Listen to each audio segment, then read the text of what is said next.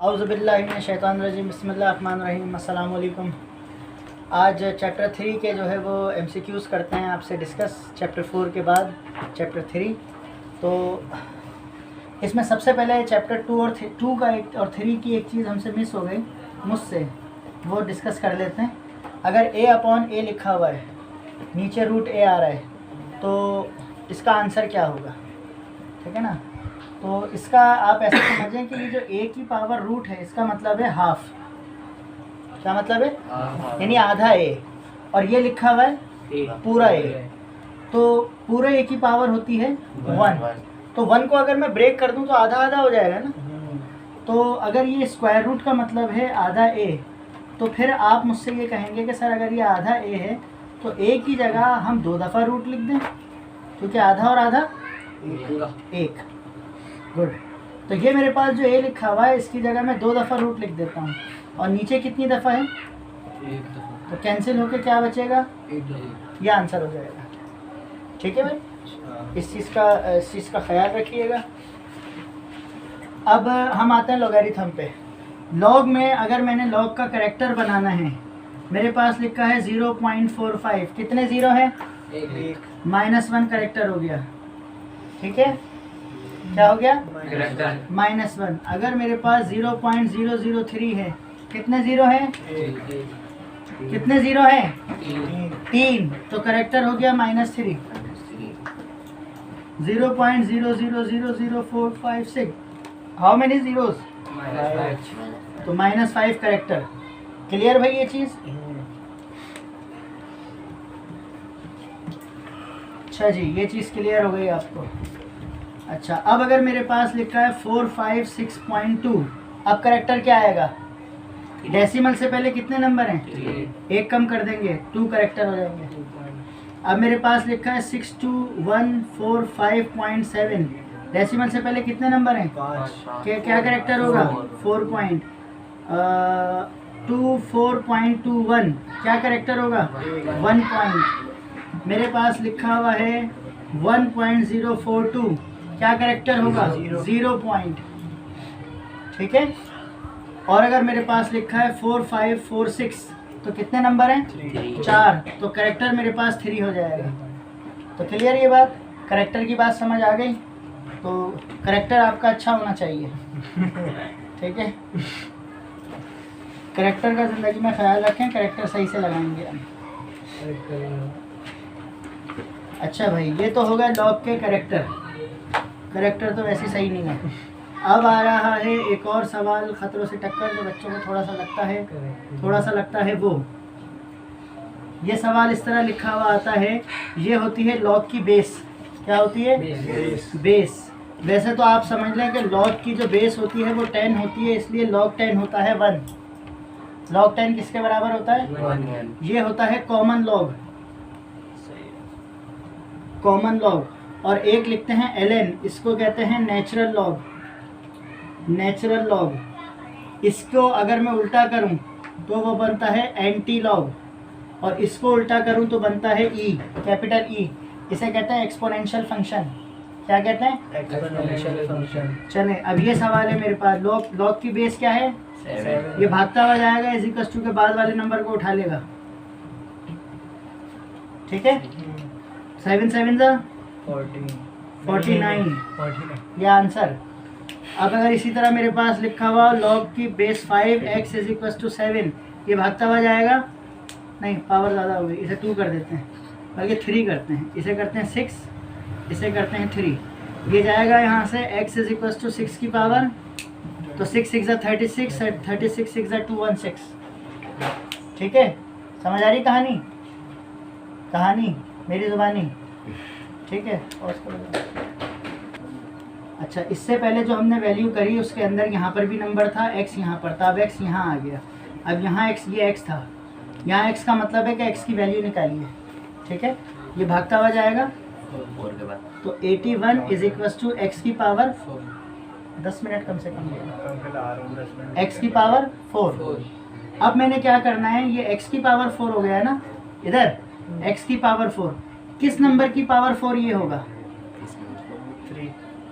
3 3 3 9, 9 3 27, 23 7 3 81, 3 की पावर 4, तो ये हो गया x की पावर 4। ठीक है, पावर सेम हो गई, cancel, x is equal to 3, x की वैल्यू 3 हो जाएगी।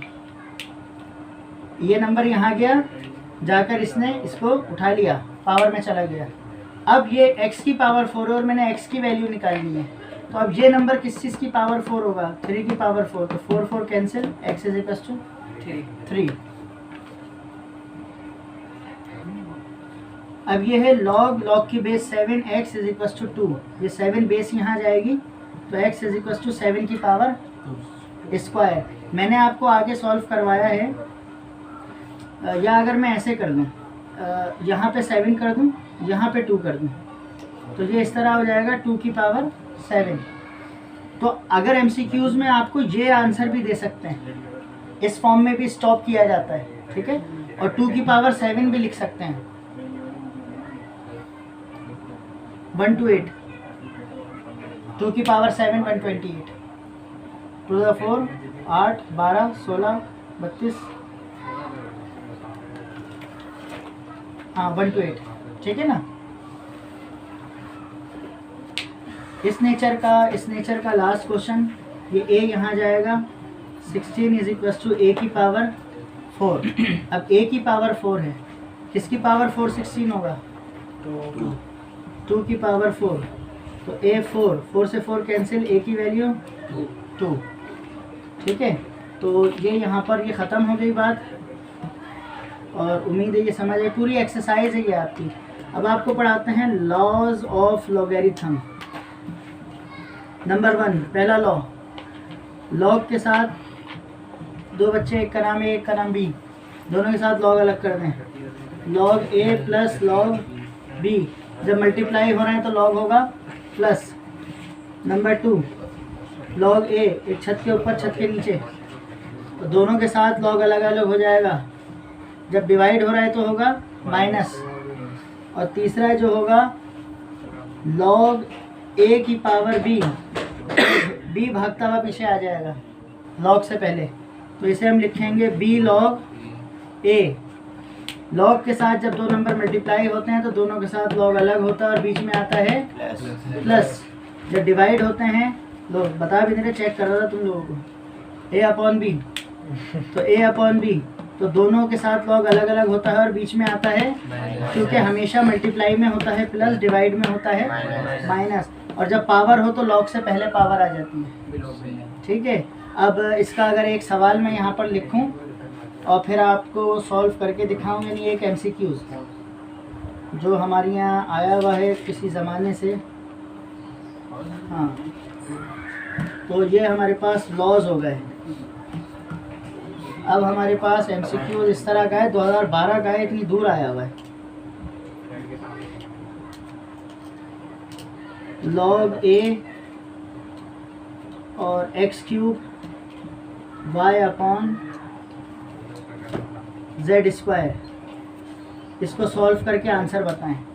ये नीचे बेस a है ना, थोड़ी देर के लिए मिटा देता हूँ। ठीक है, अब इसका आंसर क्या होगा, लॉग कितने नंबर हैं, 2 ऊपर और 1 नीचे, सबके साथ लॉग अलग कर दें। जो मल्टीप्लाई हो रहा है उसके बीच में आएगा प्लस, जो नीचे है माइनस, और जो पावर होती है वो कहाँ आएगी, पहले। तो 3 log x, यहाँ कोई पावर नहीं है तो प्लस log y माइनस, ये पावर आ जाएगी पहले, 2 log z। यहाँ से क्या मिटाया था मैंने, a, यहाँ पे भी लिख दें, सब में लिख दें भाई, छोटा छोटा सा नीचे, पता चल जाए लॉग की बेस थी। ये आंसर हो गया। ठीक है, तो ये हमारे पास लॉग की प्रॉपर्टीज़ हैं और लॉगरिथम के बारे में कुछ कहानियाँ हैं। आखिरी कुछ बातें लॉगरिथम की सुन लें। मैंने आपको बताया कि लॉगरिथम जो होता है ये लॉग कॉमन लॉग है। ठीक है, इस लॉग को जैसे हम LOG लिखते हैं और जिसका एंटी जो होता है वो एंटी लॉग होता है। इसको जो है डिस्कवर किया था, इंट्रोड्यूस करवाया था मुस्लिम साइंटिस्ट अल ख्वारज़मी ठीक है। अच्छा, ये हो गया कॉमन लॉग। उसके बाद नेचुरल लॉग इंट्रोड्यूस हुआ। नेचुरल लॉग को इंडिकेट करते हैं ln से, और इसका जो एंटी लॉग होता है उसको लिखते हैं एक्सपोनेंशियल, ठीक है। या यह नॉर्मली ln ई के ऊपर ln भी लिखा जाता है, इसको खाली ई भी लिखा जाता है, और इसका नाम है एक्सपोनेंशियल फंक्शन, उसको x की पावर x लिखते हैं। ये आपके कोर्स में नहीं है, ये बीएससी में है। ईलर फंक्शन कहलाता है ये, ठीक है। ईलर फंक्शन।